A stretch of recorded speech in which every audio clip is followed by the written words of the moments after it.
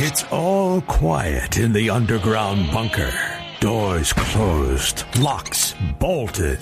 But the Great One isn't just resting on his laurels. He's making sure your weekend is even better by giving you his best. This is the best of Mark Levin. Haiti declared an open-air prison as gang violence reaches apocalyptic levels. You haven't even heard about this in the United States, except from me. Haiti's crisis so bad that the country has now been described as an open-air prison as armed gangs continue to kill unarmed civilians. And the humanitarian crisis deep. They're murdering people right on the street. They're grabbing women and raping them. In recent weeks, the gangs have ramped up their violence as they forced Prime Minister Ariel Henry to resign. A transitional government has been formed to run the country before elections are held, but the gangs continue to cause chaos on the streets of the capital of Port-au-Prince. A UN report has outlined how more than 1,500 Haitians have died due to gang violence just in the last few months. The report adds that children are among the most impacted, often caught in crossfire, being kidnapped by gangs as they aim to raise funds for ransoms. Sexual violence has also made the streets incredibly unsafe for women. On gangs recruiting children, this is extremely alarming. The gangs have turned their violence towards people that, for whatever reasons, they see as a threat to their continued control of their territories in the country. This is what happens when a society collapses. Many in Haiti are now going without essentials, including food. Gang violence has also seen over 350,000 people displaced in their own country. Now, this is in our hemisphere. Honestly, it's right off our shores. But Biden doesn't talk it up. No, instead it's the peaceful Palestinians.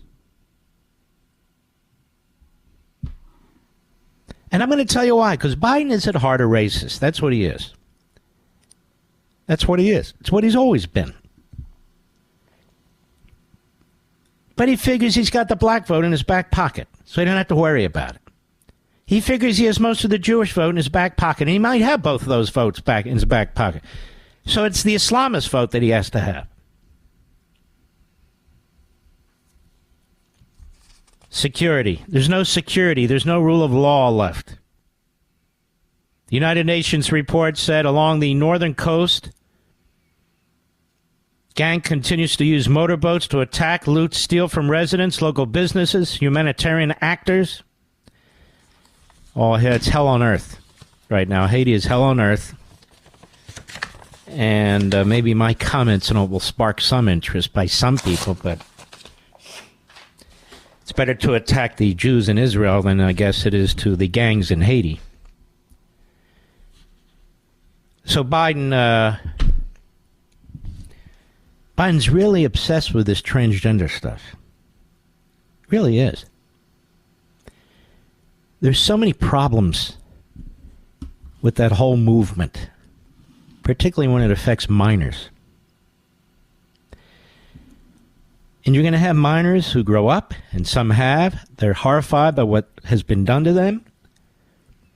And they should bring these massive lawsuits against the teachers' unions, against the Democrat Party, against the doctors and the hospitals and all the rest, against these phony nonprofit front groups. They should sue the crap out of them as if they're tobacco companies. And I'm not kidding. And they do this on Easter? Easter, I'm one of the people who defend Christianity more than anybody else on the air. It's amazing. It's amazing. Because I know without Christianity in this country, people of my faith wouldn't have been able to live here in relative peace and harmony. I know that much. And to use Easter and then the talking moron at the White House, the idiot who speaks for the idiot, look at the calendar. Okay? It's every March 31st, we recognize this. Somebody did look at a calendar. And you know what they found? In a calendar, a politically correct calendar, more than any other holidays or any other days.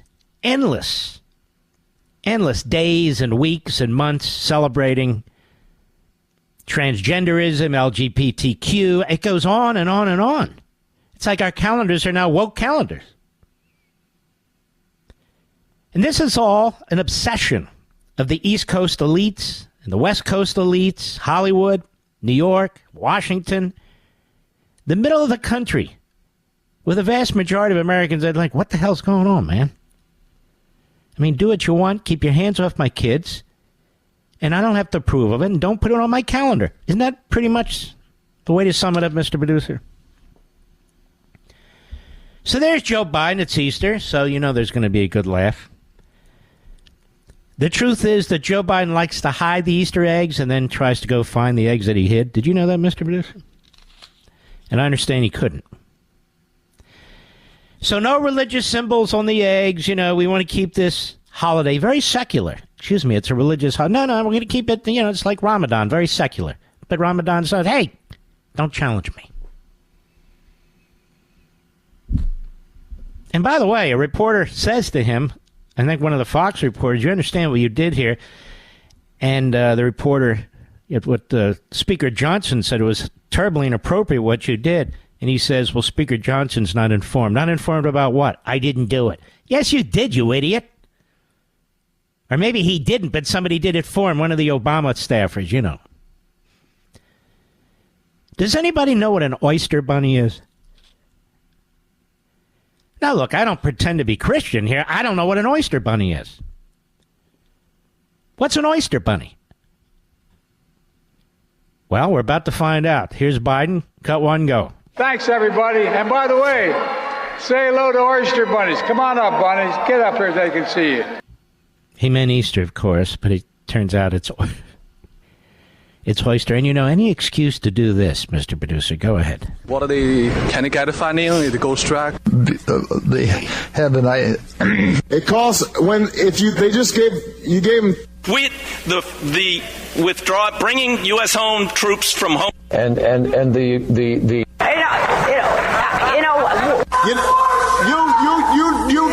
You need somebody. Wait. So what? Finally, what?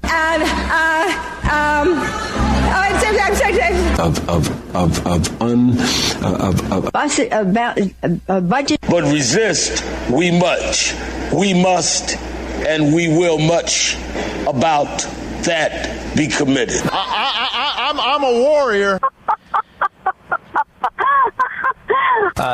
You know, that it was. Did I mean, they said that. Look, the lives was it him? Why? I didn't. If we, you know, We can walk and chew gum. We hold these truths to be self-evident. All men and women created by you know the thing. True international effort to pressure. Been impeached for inciting the insurrection. Donald John Trump incited the insurrection. And what am I doing here? I'm going to lose track here. And to confidence in the integrity. Private economic. No. Don't let him. You know how much I'm going to do with the deficit this year? Bridges and those bullets that are collapsing. And you know, it is not. Happy birthday, dear Valerie. Part of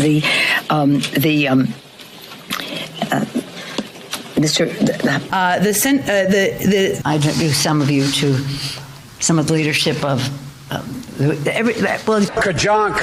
Katanji drowned Jackson. You docs are good. If there's any angels in heaven, they're all nurses, male and female. God save the Queen, man. President Trump incited an erection. Mess with the women in America. Beer brewed here. It is used to make the brew beer in this refinery. Oh, Earth Rider, thanks for the Great Lakes. I wonder why it's called. Participated in an erection. Say hello to oyster bunnies. Come on up, bunnies. All Democrats, all liberals, all Washington, a little Hollywood. That's your ruling class, America. Now, it gets worse. White House pushed Trans Day messaging on English accounts, but not the Spanish speakers. Say what? The Biden White House, post-millennial writing, social media account La Casa Blanca did not post anything related to Transgender Day of Visibility, quote-unquote, while the English White House account on X made a post on Easter to declare the LGBTQ recognition date. Let me get this straight. It did it on the English account, not on the Spanish account. They're stereotyping, but this is what I mean. The guy is a racist. His people are racists. They figure, Spanish are more conservative. They're Catholic, so we can't do that. But the whites, what the hell? And not just whites, blacks, whoever speaks just English and not bilingual. Over the weekend, the Biden administration faced backlash for using a proclamation for March 31 as Transgender Day of Visibility. Can I ask a question? No, I better not. When the holiest Christian holiday, Easter Sunday, fell on the same day, a proclamation for Biden was issued about March 31 on Good Friday that read, "By virtue of the authority vested in me by the Constitution and the laws of the United States, do hereby proclaim March 31, 2024 as Transgender Day of Visibility." Now, just to get my English straight, Mr. Producer, can't transgendered people see? Transgender Day of Visibility? Transgender people. I didn't know they had a sight problem. The day was established in 2009, and Biden has proclaimed it repeatedly during his administration. On Easter Sunday, Biden's social media accounts made several different posts about both Easter and Transgender Day of Visibility. One account that was lacking any posts related to LGBTQ holiday, however, was the Spanish iteration of the White House account, La Casa Blanca. The posts that were issued for the Spanish White House account only celebrated Easter and Cesar Chavez. Now, why were they celebrating Cesar Chavez? So many celebrations. How did I miss them all?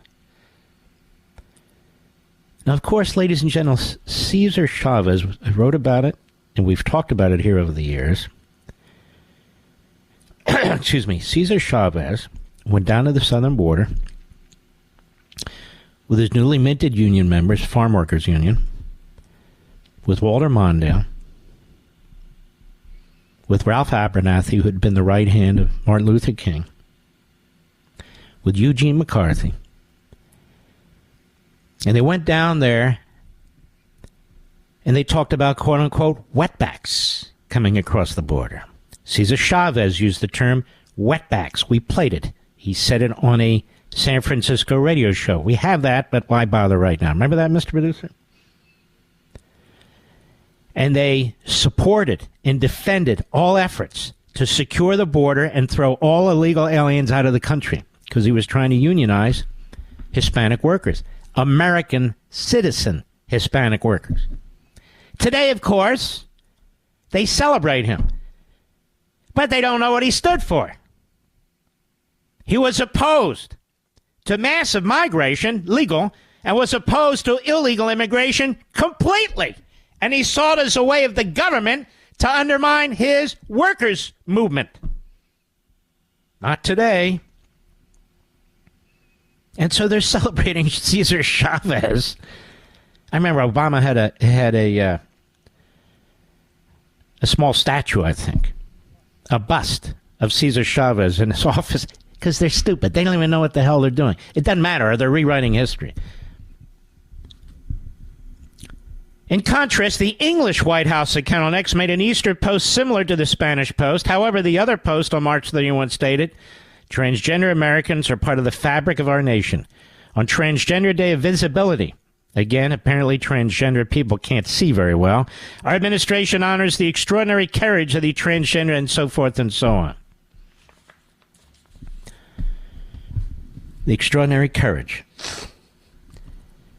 You see, America is such an awful country. My view is live and let live. It really is. Just leave me alone.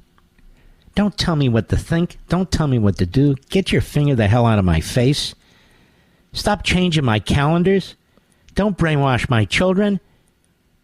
Do whatever the hell you want to do, as long as it doesn't break the law or interfere with me. Transgender Day of visibility, extraordinary courage. I don't think we treat the men and women who return from war this way and talk about their extraordinary courage. And so courageous are they that Joe Biden wouldn't even note their courage on an official White House Spanish website. We really acknowledge your courage. The day of Transgender Day of Visibility, except on the White House Spanish language site. No visibility, no courage. Mark Levin.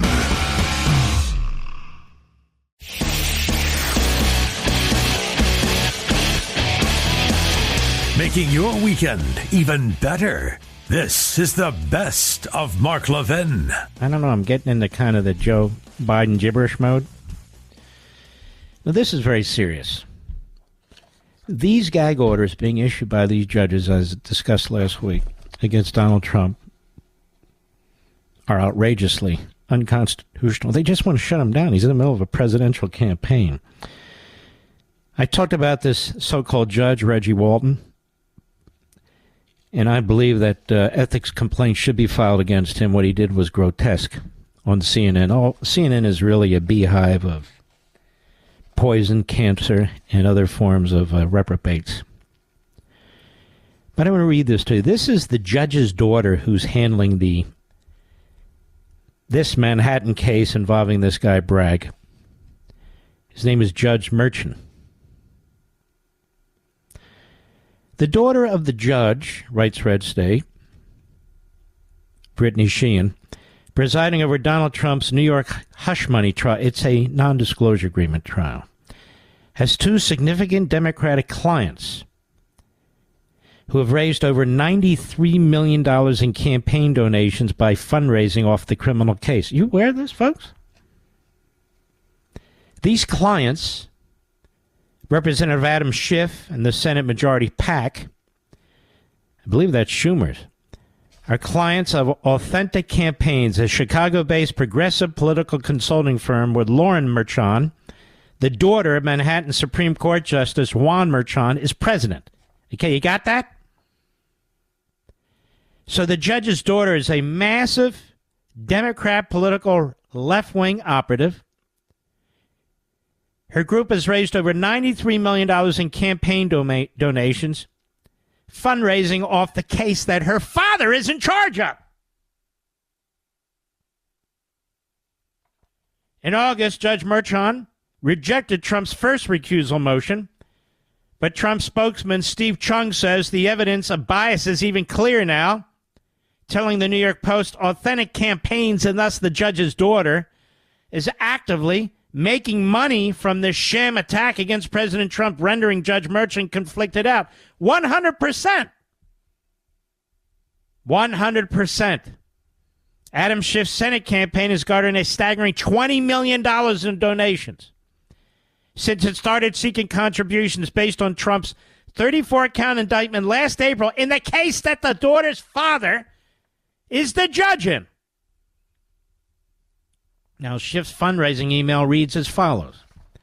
And, of course, this daughter is involved in all this. It is a sober moment and unprecedented for a former president to be indicted, but his alleged offenses are also unprecedented. Trump will respond as he always does, playing the victim and blaming others for having the temerity to investigate him in the first place. Schiff is worse than what you find on the bottom of your shoe if you happen to step in the wrong place.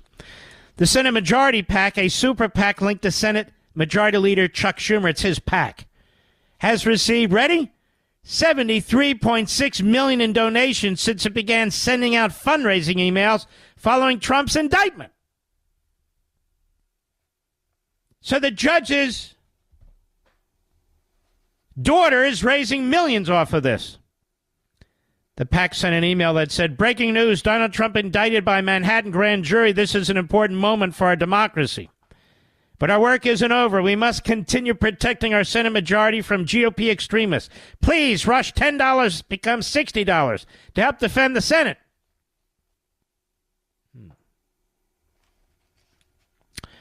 The super PAC is engaged in transactions exceeding $15 million with Authentic since 2019. Super PAC being Schumer's PAC, which includes, you see how it works here? You have a Democrat-elected judge. His daughter is a massive Democrat left-wing radical fundraiser, raising funds off the trial that the father is overseeing for Schumer's PAC and Adam Schiff's campaign.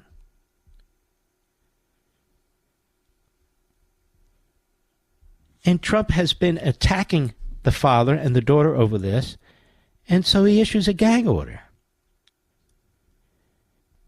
And you have a federal judge in Washington, D.C., Reggie Walton, who goes on CNN and whines and complains and attacks Trump.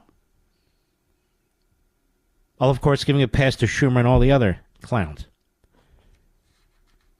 Lauren Mershon, who previously worked as the director of digital persuasion for Vice President Kamala Harris's 2020 presidential campaign, has expressed her father's disapproval of politicians using Twitter, citing Trump as an example. The judge's daughter, in a 2019 podcast appearance, said the following: I've actually had a couple conversations with my dad, the judge, recently, where he's kind of like, I hate that politicians use Twitter and like it's so unprofessional. And, you know, that's not how a politician should behave themselves.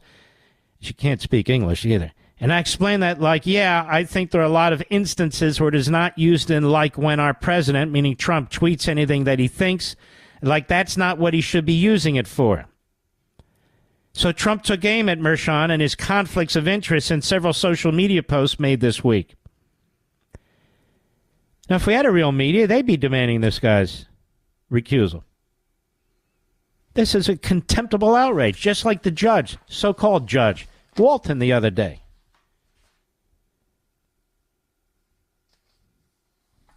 And then if you're a judge that actually shoots straight, plays by the book, you come under vicious attack at CNN, MSNBC, and the other left-wing media outlets.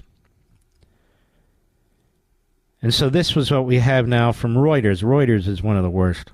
Federal judge overseeing the criminal case that accuses Donald Trump of mishandling classified documents has signaled an openness to the former president's defense claims and a sign that prosecutors might face a difficult road.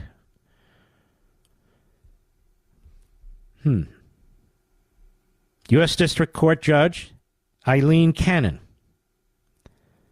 who was nominated to the bench by Trump. Okay. Nominated to the bench by Trump. So when we get to these Supreme Court decisions, are they going to keep mentioning the Democrats who are nominated by Biden and Clinton and Obama? No. But that must be her middle name. Judge Eileen, nominated by Trump Cannon, has asked Trump and prosecutors to propose jury instructions based on two legal scenarios that favor a claim from Trump. Let's see here. You claim from Trump, damn printer. Anyway, here's where it is. The dispute in another... Trump and special counsel Jack Smith, who brought the case, face a Tuesday deadline to respond. She has asked Trump and prosecutors to propose jury instructions based on two legal scenarios that favor a claim from Trump that national security lawyers say have little relevance to the charges. Again, you notice how this is written? So what they're going to do in the body of this, they're going to bring in national security so-called experts who agree that the judge is wrong. Now, understand a few things. This is another case of first impression. No former president has ever been charged with violations of the Espionage Act. No former vice president has. No former secretary of state has. No former senator has.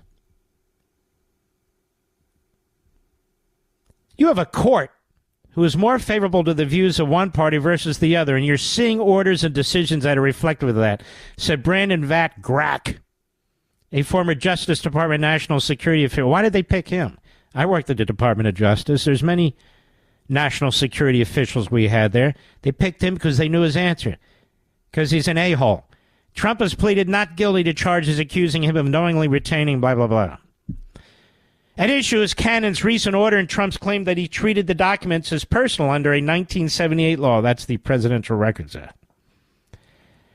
Now, nowhere in this article is the ruling by an Obama judge in Washington, D.C., in the Clinton case against Judicial Watch, in which they were raising issues about that classified stuff that was in Bill Clinton's sock drawer. By the way, mister, do you have a whole drawer committed to socks? It's a hell of a lot of socks, isn't it? I mean, you got socks, right? You got T-shirts in there. You may have your underwear. A sock drawer, a whole drawer filled with... I'm just wondering. It's a whole other story. I'm not going to get into that. Mark Zaid, a defense lawyer who's worked on cases involving classified information. Yeah, I've had, we've crossed swords.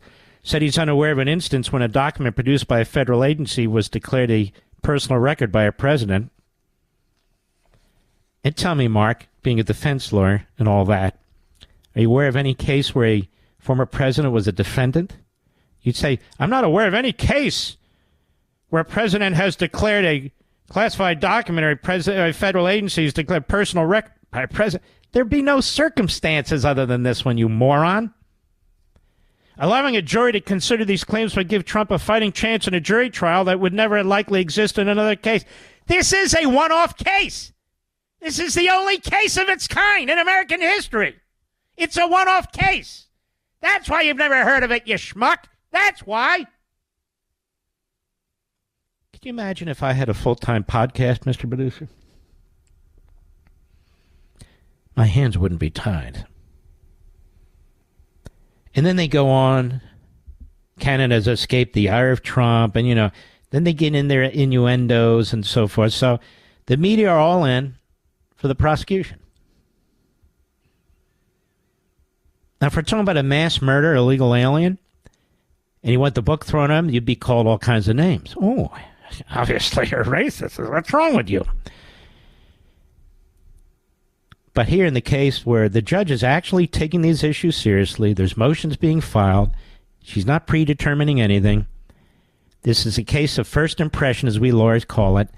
You've got serious constitutional issues, including a filing by Landmark Legal Foundation that this prosecutor has been unconstitutionally appointed. The judge is going to have to struggle with that too, because he has been.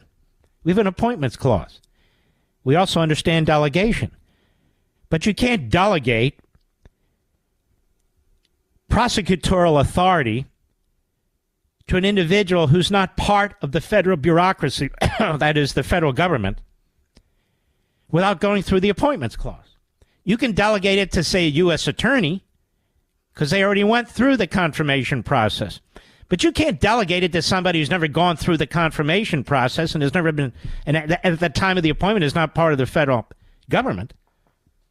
Otherwise, what's the point of the appointments clause? And it's right there. It's called the appointments clause of the Constitution. I wonder what Mark Zaid thinks about that one. Mark Levin.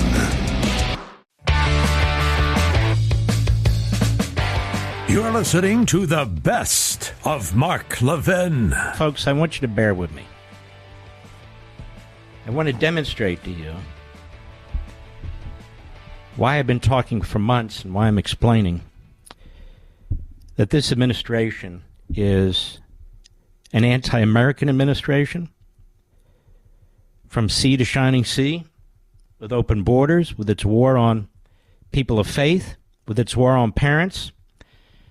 It is utterly rogue and out of control, and it is filled with filthy, lying, left-wing scum. And others who will do anything they can on behalf of and for this administration.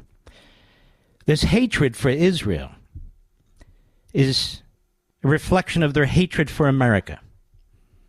Israel shares our values, our faiths, in the middle of a hellhole filled with terrorists who want to slaughter them and slaughter us. Now, there was an accidental bombing that took place in Gaza. And apparently, the Israelis accidentally hit an a location where there are quote-unquote workers, I guess humanitarian workers, people who are trying to feed the Gazans. And immediately, the Israelis apologized, said it was an error. Unfortunately, war has these problems and so forth. So here you have an ally, supposedly the United States, who has seized on this. Seized on it. From the Secretary of State to John Kirby today at his briefing to viciously attack the state of Israel. And I want to play some of this for you, but before I do, I want to read something to you to remind you about it. Less than 2 years ago,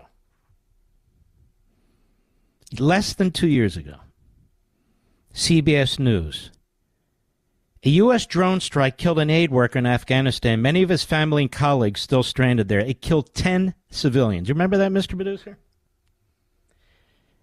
They sent a drone to get a terrorist, and instead, they killed 10 civilians. 7 of them were children in Afghanistan. It was the last act of our military under Biden. A U.S. airstrike in the final days of the U.S. withdrawal from Afghanistan intended for an ISIS-K terrorist instead killed the aid worker, Zamar al-Mahdi, and members of his family. After initially calling it a righteous strike and claiming no civilians were killed, the Pentagon admitted its mistake and promised to resettle members of Ahmadi's family and employees of the aid organization he worked for. This was an aid organization trying to help the people who were starving, who were hungry, who had been abused by the Taliban. They order a drone strike that kills the person in charge of the aid organization and his family, 7 of whom were children. 7 of whom were children. So we know from our own experience, certainly Blinken does, and the Biden administration, that mistakes happen in war. It's a war zone. But now I want you to listen to John Kirby today. And what I find contemptible, there's not a single news organization in America, not one, that has pointed this out today. Not one. Here's John Kirby at the White House today. Cut 3, go.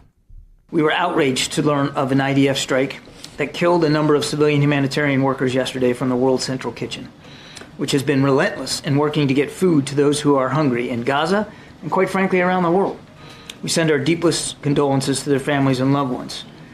We've seen the comments from Prime Minister Netanyahu and from the Israeli Defense Forces about their commitment to conduct an investigation. As we understand it, a preliminary investigation has been completed today and presented to the Army Chief of Staff, and we'll obviously look to see what they discover in this preliminary one. But we expect the broader investigation to be conducted and to be done so in a swift and comprehensive manner. We hope that those findings will be made public and that there is appropriate accountability held. Mm-hmm. Hamas is slaughtering civilians as I speak, Palestinian civilians, all through the Middle East. Haiti's on fire. Millions and millions of people being slaughtered, raped, butchered. But the White House spokesman is focused on this. It's an opportunity to exploit, to undermine, and to attack the state of Israel. Obviously, this was a mistake. But Blinken even goes further. Blinken, who John McCain said is a very dangerous man. Blinken attacks Israel more for an accident than he does Iran for its surrogates killing 3 American soldiers. Now, I want you to listen to this from our Secretary of State. Cut 1, go. But it is, simply put, insufficient. It is not enough to meet the needs of the children, the women, the men in Gaza who remain caught in a horrific crossfire of Hamas's making. So in our conversations with the Israeli government, including just last week when the defense minister was in Washington, and just yesterday when we were on a video conference with Israeli counterparts, we impressed again upon them the imperative of now surging and sustaining assistance, and not only getting it into Gaza, but within Gaza, getting it to everyone who needs it, including in the north, where, as you know, the conditions are the most challenged. So he wants to turn the Israeli army into the Red Cross. While Hamas is still there with thousands of terrorists, they're getting weapons from Iran through Syria. He knows all this. They place no obligation on the enemy, our enemy, the terrorists who've attacked the United States. And now the Israeli soldiers need to be delivering food and water and so forth and so on throughout Gaza. Not a word there. Not a word about Hamas's responsibility or their buddy Qatar, the buddy meaning Blinken's, who funds all this. No effort to stop any funding of Iran by the United States government. Funding of UNRWA. Oh, yes, U.S. isn't funding it, but they're asking European countries to fund it. And so the Israelis are here, so wait a minute. We got to get this war over with. They only have so many troops, ladies and gentlemen. It's a very small army and a very small population. But it gets worse. He's not done. Notice he never holds a press conference and condemns Iran or North Korea or China and so forth. Notice he doesn't hold a press conference about what Hezbollah is doing. No words to Hamas about slaughtering their own people. But it gets worse. Cut to go. The victims of yesterday's strike join a record number of humanitarian workers who've been killed in this particular conflict. These people are heroes. They run into the fire, not away from it. They show the best of what humanity has to offer when the going really gets tough. They have to be protected. We shouldn't have a situation where people who are simply trying to help their fellow human beings are themselves at grave risk. So his implication there is the Israelis are killing them. Listen to the ambiguity also. What about Hamas? And why would the Israelis want to kill humanitarian workers? So the United States can keep trashing them? That is Israel? Let me be clear. If Israel wanted to blow Gaza off the face of the earth, and it does not, and it will not, it could. Putin keeps threatening that that's what he would do to his enemies. Iran threatens when it gets the weapon, it will. North Korea threatens. Israel does not. Israel's the only country in the Middle East that has that capacity.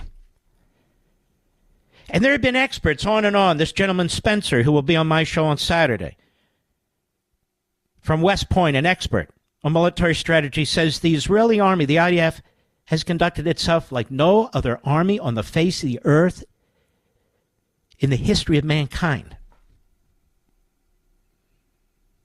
None. Go ahead. We've spoken directly to the Israeli government about this particular incident.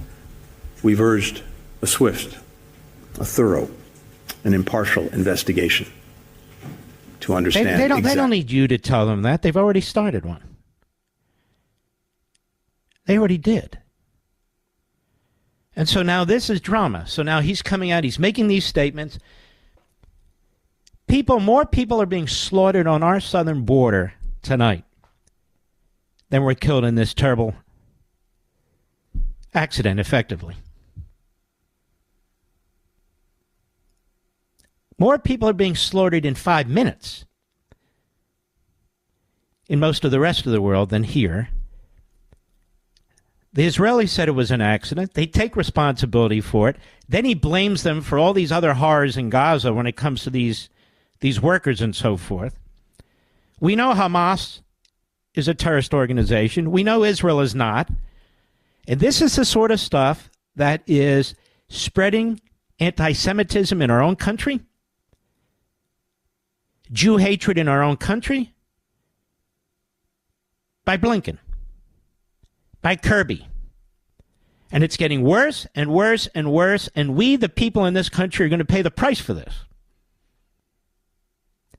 Now he has positioned this accident as Israelis not wanting to give food and aid to the Gazans, as too many humanitarian workers being killed, presumably he's implying by Israel, which is nonsense. No pressure on Egypt to open its border. None. None. Let's go on. And as we have throughout this conflict, we've impressed upon the Israelis the absolute imperative of doing more to protect innocent civilian lives, be they Palestinian children, women, and men, or be they aid workers, as well as to get more humanitarian assistance to more people more effectively. Right. Right. The man that handed Afghanistan over to the Taliban, Blinken. The man who was dealing with Iran, selling out our country, and Iran will have nukes that we pay for. This one incident, sad, terrible incident of 7 workers, aid workers being killed, is now front and center for the Biden administration, Blinken, and this loudmouth Kirby. It's as if Hamas has written the script. But not a single reporter, tonight as I speak, or during the day, and I posted this, says to Mr. Blinken and Mr. Kirby, can I ask you a question? Less than 2 years ago, you guys ordered a drone strike on what you said was a terrorist. You celebrated it. You said it was a righteous strike, quote unquote. Then it turns out that you hit the head of a major aid organization and killed his entire family, 7 of whom are children. So can't you understand that in war, as horrible as these things happen, they're impossible to completely prevent?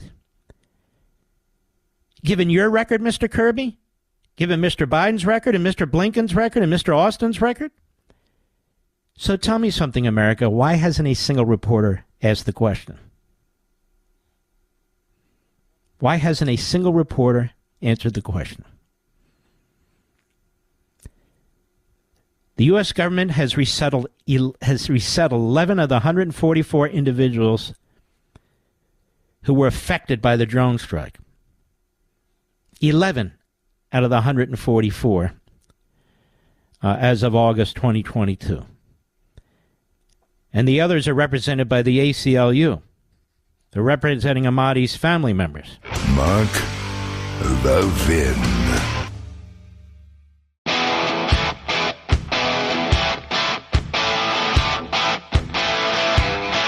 The Great One makes your weekend even better. This is the best of Mark Levin.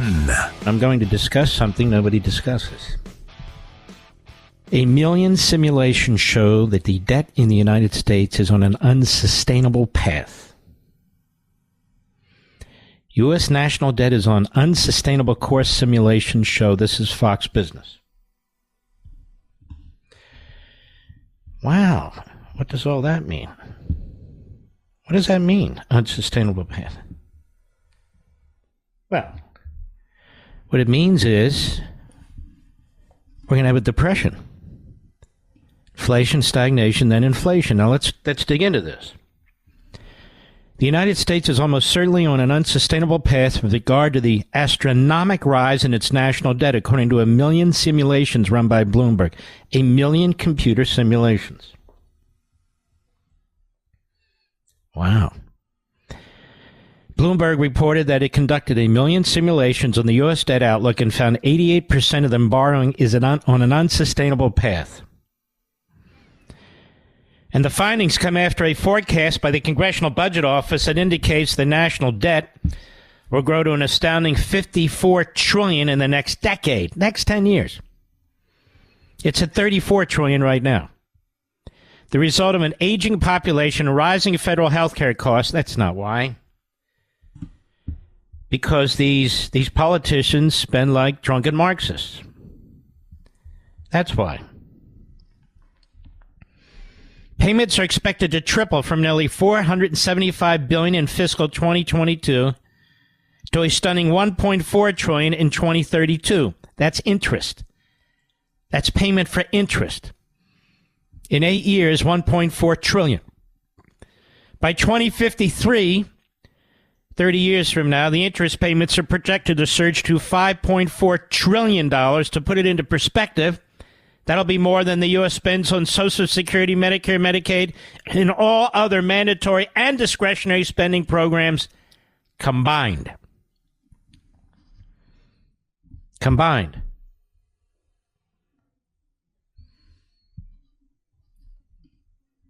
When factoring in the market's current outlook and interest rates, the debt-to-GDP ratio is expected to rise to 123% in 2034. Now, what does that mean? The debt to all the gross domestic product, that is, all goods and services produced, the debt-to-GDP ratio means for every dollar that we produce in this country, we will owe the government $1.23 in 8 years. And yet, they write, that's a fairly optimistic outlook, given the assumption in Washington that the sweeping tax law passed in 2017 by former President Trump will likely be extended. Notice how they always twist it. Notice the problem is always that they don't tax us enough and you don't get to keep enough of your money. The problem is that they spend too damn much. Now, in a higher simulation scenario, the debt-to-GDP burden could be as high as 134% in 2034, 185% in 2050. So that would mean in 26 short years, for every dollar that we, the people, produce in goods and services, we will owe the government $1.85. Should the debt materialize, it could risk America's economic standing in the world. Are they out of their minds? Should the debt materialize, you're going to need a wheelbarrow to move your money around.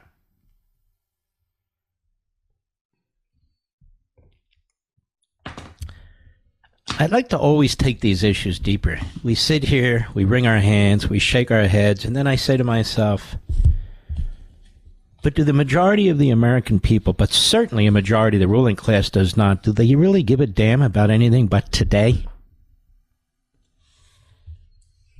Bernie Sanders, that's all he's about. Joe Biden, that's all they're about. What about tomorrow? What about our kids and grandkids and generations yet born? So I raised this question. You may have heard of this book, Plunder and Deceit, when I wrote this many years ago. Can we simultaneously love our children but betray their generation and generations yet born? Because that's what we're doing. Among the least acknowledged facts of American modernity is the extent to which parents, acting in their familial capacity, naturally and tenaciously guard their young children from threat and peril, to the point of risking their own physical and economic security in extreme cases. However, as part of the political and governing community, in other words, as the aggregate, that is, the ruling generation is what I call it, many of these same parents wittingly and unwittingly join with other parents in tolerating, if not enthusiastically championing, disadvantageous and even grievous public policies that jeopardize not only their children's future, but the welfare of successive generations. This is why I cannot stand the left. I cannot stand them because this is what they're doing. To be clear, not all parental decisions are impactful or consequential in the lives of children. Obviously, not all decisions are equal. Indeed, the most attentive and nurturing parents are not and cannot be conscious of every decision they make, inasmuch as the totality of such decisions is likely incalculable, even on a weekly or monthly basis. And in the healthiest families, the most considered parental decisions based on seemingly prudential judgments can and do produce unintended consequences. Of course, the same can be said of decisions about public policy and governing in a relatively well-functioning community. But there are accepted norms of behavior, a moral order, born of experience and knowledge, instinct and faith, teaching and reason, and love and passion, that provide definition for and boundaries between right and wrong, good and evil, and fairness and injustice, applicable to families and societies alike. Hence, a harmony of virtuous interest informed by tried and true traditions, customs, values, and institutions, and cultivated within families and the larger community, preserves and improves the human condition, one individual at a time, one generation to the next. Broadly speaking, this is called the civil society. The civil society. Edmund Burke, a political thinker, was born in Ireland and moved to England, where he became a prominent statesman in the 18th century. He explained that the civil society relies on an intergenerational continuum of the past, the living, and the unborn. He wrote that, as the end of such a partnership cannot be obtained in many generations, it becomes a partnership not only between those who are living, but between those who are dead and those who are yet to be born. In fact, Burke went further, warning that those who forsake this intergenerational continuum condemn themselves, their children, and future generations to a grim existence. He said, one of the first and most leading principles on which the Commonwealth and the laws are consecrated is lest the temporary possessors and life renters in it, unmindful of what they have received from their ancestors or what is due to their posterity, should act as if they were the entire masters, that they should not think it among their rights to cut off the entail or commit waste on the inheritance by destroying at their pleasure the whole original fabric of society, hazarding to leave to those who come after them a ruin instead of a habitation, and teaching these successors as little to respect their contrivances as they had themselves respected the institutions of their forefathers. Genius, absolute genius. And this is what's happening in America. History confirms Burke's observation. To embrace the moral order as parents nurturing their children, yet to abandon the moral order as members of the ruling generation, thereby contributing to predictably deleterious public policies with prospectively calamitous outcomes, is a decadence that leads to unstable and potentially oppressive or even tyrannical conditions, which in the end degrade and dissemble the civil society and consume their children's generation and generations beyond.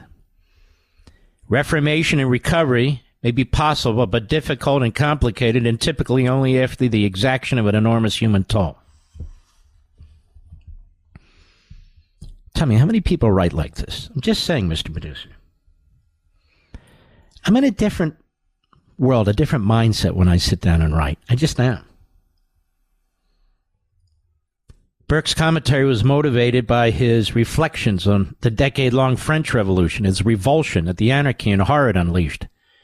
And in the ensuing more than 2 centuries, and up to this very moment, the world has witnessed much worse. This is not to say that all instances of civil and societal dislocation take the form of bloody revolution or civil war. Obviously, there are varying pathologies peculiar to particular doctrines, cultures, governing systems, and so on. There are also differing events and circumstances, some building over time and others descending more abruptly, that contribute to the character of the discontinuity. But violence is the ultimate exposure. Violence is the ultimate exposure. When an economy collapses, you had a little taste of it during the pandemic. The culture, the society follow. I can't think of a single instance in where that wasn't the case. Even in our country, the Great Depression, our country changed forever. And for the worse. Before Burke, Charles de Montesquieu, a French philosopher whose life predated the American Revolution, but who was hugely influential in the Constitution's framers. He also wrote of the disastrous aftermath of the civil society's abandonment. He explained, when that virtue ceases, this is important, folks, when that virtue ceases, ambition enters those hearts that can admit it, and avarice enters them all. Desires change their objects. That which one used to love, one loves no longer. One was free under the laws, one wants to be free against them. Each citizen is like a slave who has escaped from his master's house. What was a maxim is now called severity. What was a rule is now called constraint. What was vigilance is now called fear. Their frugality, not the desire to possess, is avarice. Formerly, the goods of individuals made up the public treasury. The public treasury has now become the patrimony of individuals. The republic is a cast-off husk, and its strength is no more than the power of a few citizens and the license of all. This was written in the 1600s. In modern America, the unraveling of the civil society had been subtly persistent, but is now intensifying. Evidence of rising utopian statism, the allure of political demagogues and self-appointed masterminds peddling abstractions and fantasies in pursuit of a non-existent paradisiacal society, and the concomitant accretion of governmental power in an increasingly authoritarian and centralized federal leviathan abounds. The ruling generation's governing policies are already forecast to diminish the quality of life of future generations. Among other things, witness the massive welfare and entitlement state, which is concurrently expanding and imploding, and the brazen abandonment of constitutional firewalls and governing limitations. If not appropriately and expeditiously ameliorated, the effects will be dire, and the ruling generation knows it. That is, we know it. But we don't give a damn. We won't be around. What about our kids? Which takes us back to the beginning of what I read to you. What about our kids? Don't we care about them? Our kids, our grandkids, maybe the next generation after that? We can't be certain. It's not science. What are we doing to them? What's going to happen to them? Now, I wrote this in 2015. I wrote this 9 years ago. And I dedicated the book to my beloved family, fellow countrymen, and future generations. What do you think's going to happen 25 years ago when I'm gone and people read this book about what's happening in the country? So we come full circle here to this Bloomberg report, and no matter how they ran their computer model, and they ran it over and over and over and over again, indeed, they ran it 1 million simulations. It found that what we are doing to ourselves is unsustainable. And so the mantra that they're going to shut down the government will look awfully quaint and stupid when the entire economy collapses because we didn't shut down the government. Mark Levin.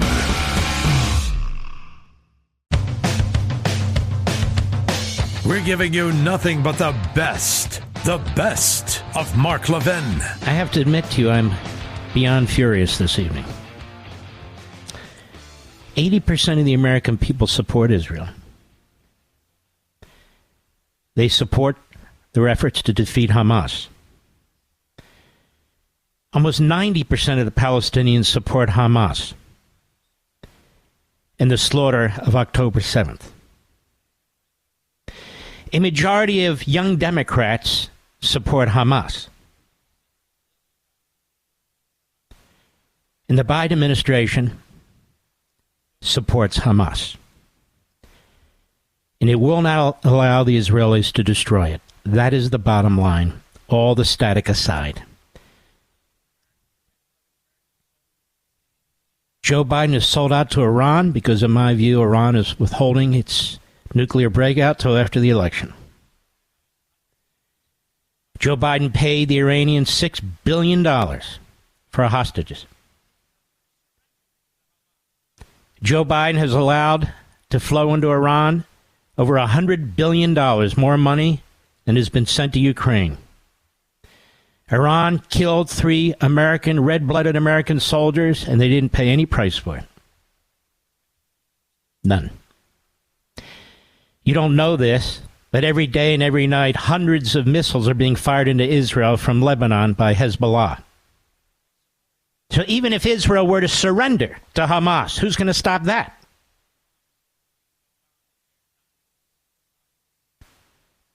Ladies and gentlemen, 76 years ago, Harry Truman recognized the state of Israel. And since then, Republican and Democrat administrations alike have supported that alliance without fail. Began to weaken under Obama, but even Obama dare not do what Biden is doing.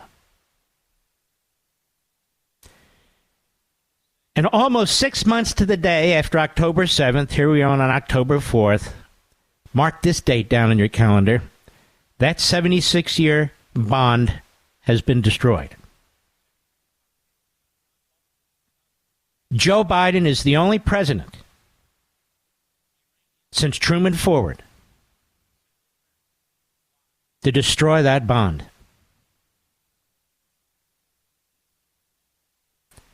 People say, well, why is Israel any of our business? If Israel didn't exist, who do you think the target would be?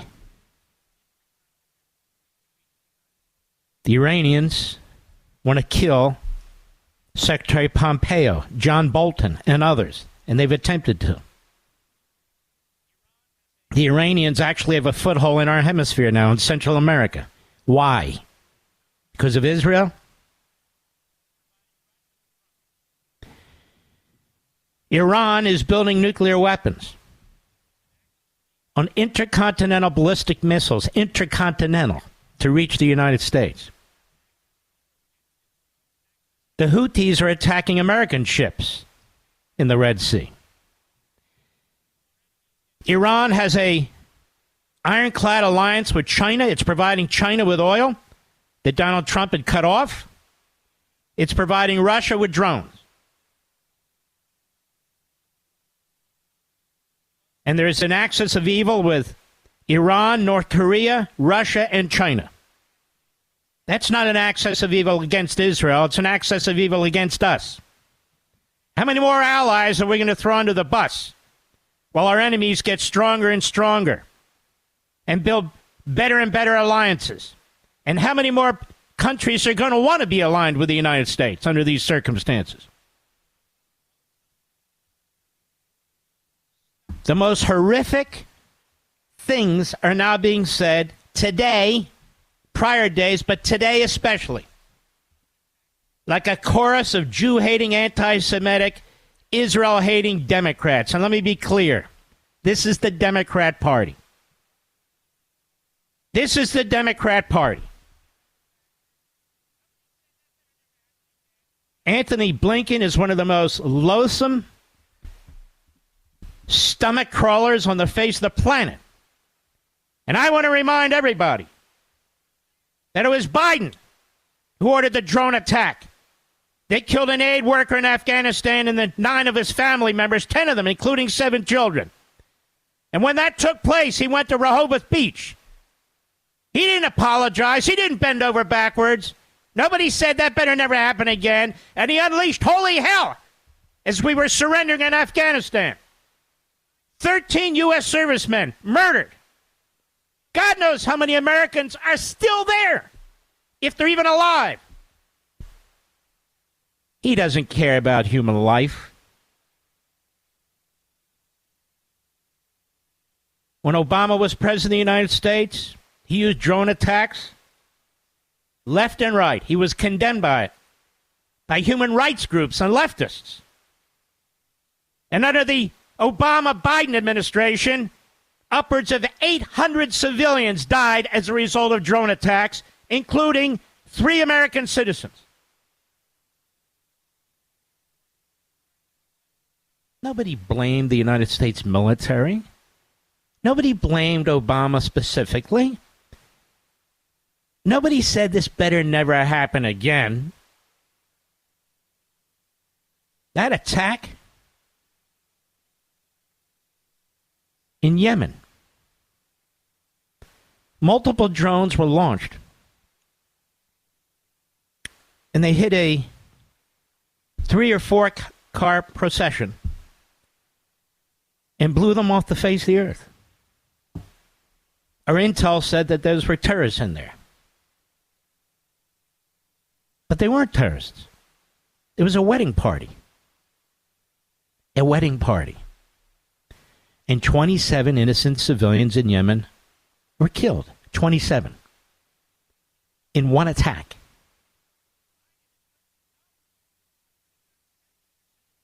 Did the Israelis or any of our allies get up and talk about the inhumanity of the United States?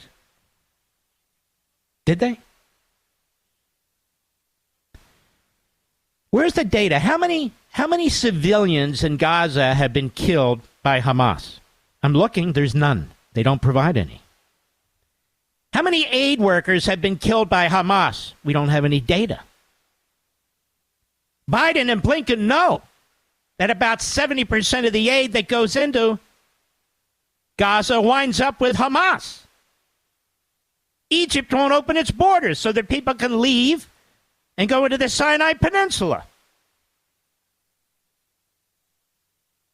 And Iran keeps funneling weapons to Hamas.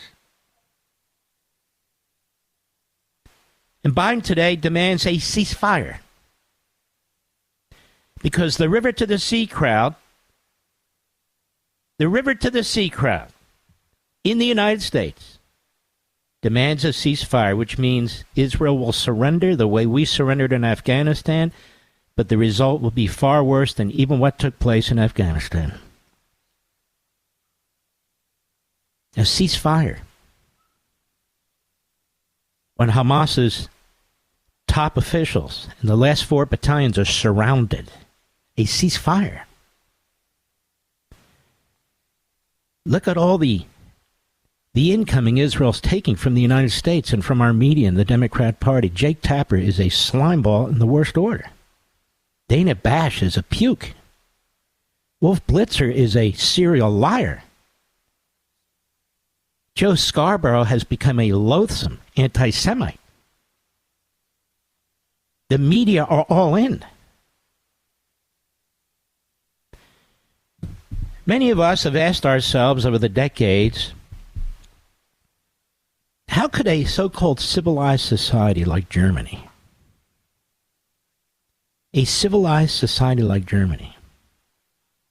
how could the people succumb to the hate? How could they succumb to the violence? Now, we're not the Third Reich, obviously. But we're not America before Joe Biden either. America's changing, not you and me. America is changing, and it's not from the bottom up and the middle out. 80% of the American people support Israel. It's from the top down. It's from our government. It's from the State Department, the Defense Department, the CIA, and most of all from the White House. They're changing the direction of our country. And the stench of the 1930s is out there. The little crystal knocks are taking place all over the United States. You have to actually go on the internet and read about it. They're not being reported on cable or network news. Synagogues, Jewish students. It's still going on. When Biden speaks as he speaks, and this flunky Kirby speaks as he speaks, and this dangerous good-for-nothing ideologue, this Iranian special pleader, Blinken, says the horrendous things that he says, they are fueling anti-Semitism, not just throughout the United States, but throughout the world. And they are giving aid and comfort to the Islamo-Nazi regime in Tehran. They're giving aid and comfort to Hamas and Hezbollah and the PLO and every damn terrorist organization on the face of the earth. That's what this administration is doing. They are taking hundreds of years built up in America of our moral superiority. That's right, of our moral strength, of our principles, and they're burning them to the ground. One administration, whether it's the border, whether it's trying to imprison Donald Trump, and now they're targeting the state of Israel. They are doing more damage to the state of Israel than Iran is doing today.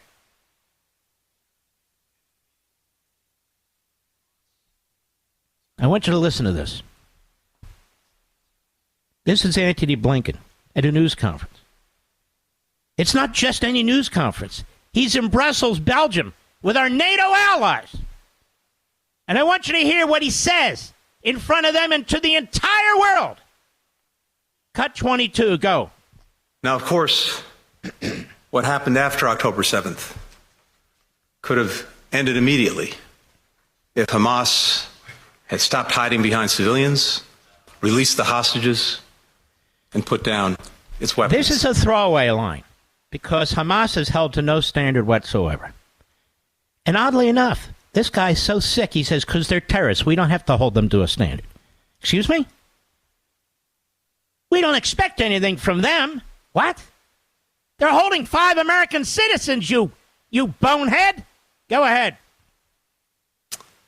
But Israel is not Hamas. Israel is a democracy. Hamas, a terrorist organization. And democracies place the highest value on human life. Every human life. That's not correct.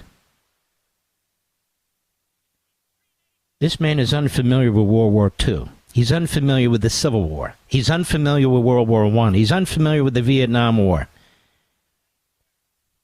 When you have an enemy, you're not sitting there thinking about human life.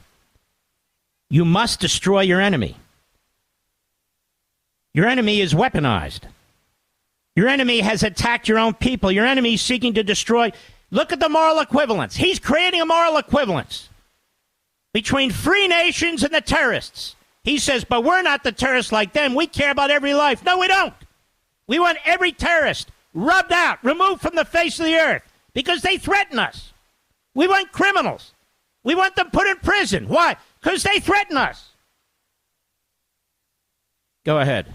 Has been said, whoever saves a life saves the entire world. What a stupid ass. Go ahead.